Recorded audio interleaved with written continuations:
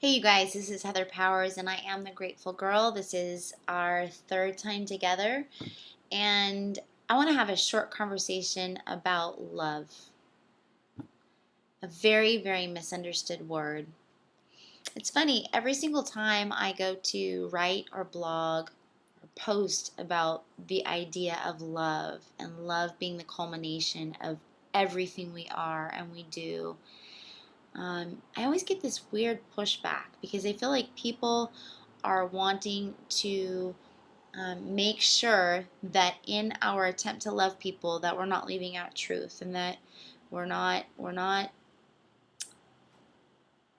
forsaking telling them where they need to be or where they need to come into agreement in order to experience the kind of love that will really transform. I can tell you from a lifetime of being in a certain kind of cultural system, if you have not experienced and just soaked in the love of God, you don't have anything to give anyone. You don't have the ears to hear the truth about yourself. We all have stories and narratives that are not true. We all have things that we have bought into about who we are, whether they're things that are grandiose, whether they're things that are utter lies and trash our own identity internally. But here's the thing. We have the opportunity to be love in the face of a friend's adversity. We have the opportunity to love people where they're at, unconditionally. Because if we have received love, all we can be is love. It is love that transforms. It is love pouring itself out as grace, not only upon ourselves and our own weakened and crushed and broken identities of who we are, but when we extend that to other people, we give permission for them to see where their struggle is, to know that they are loved, to know that they are cared for, to know that they are held.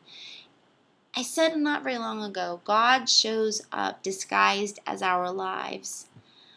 I believe that now more than ever.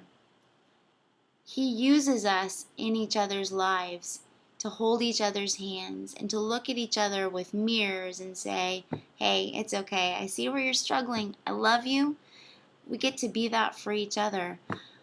I wanted to share before I went anywhere else. 1 Corinthians, I love Paul sums it up beautifully. This is the Message. If I speak with human eloquence and angelic ecstasy, but I don't love, I'm nothing but a creaking, rusty gate. If I speak God's word with power, revealing all his mysteries and making everything plain as day, and if I have faith that says to a mountain, move, jump, and it does, and I don't love, I'm still nothing. If I give everything I own to the poor, if I go to the stake to be burned as a martyr and I don't love, I still have gotten nowhere. So no matter what I say, what I believe, what I do, I am bankrupt without love. Love doesn't give up. Love cares more for others than for self. Love doesn't want what it doesn't have. Love doesn't strut, doesn't have a swelled head. It doesn't force itself on others. Isn't always about me first. It doesn't fly off the handle. Doesn't keep a score of the sins and struggles of others. It doesn't reveal when others are groveling. Takes pleasure in the flowering of truth. Puts up with anything. Trusts God always. Always looks for the best. Never looks back, but keeps going to the end. Love doesn't die. It doesn't fail. That's where I'm finding hope. I know that in this season of my life, love has transformed me. It is transforming me. I'm not perfect. Flawed. Beautifully flawed. It's a good thing. When you have it, you gotta pass it on. Love does win. I am Heather Powers, and I am definitely not going back.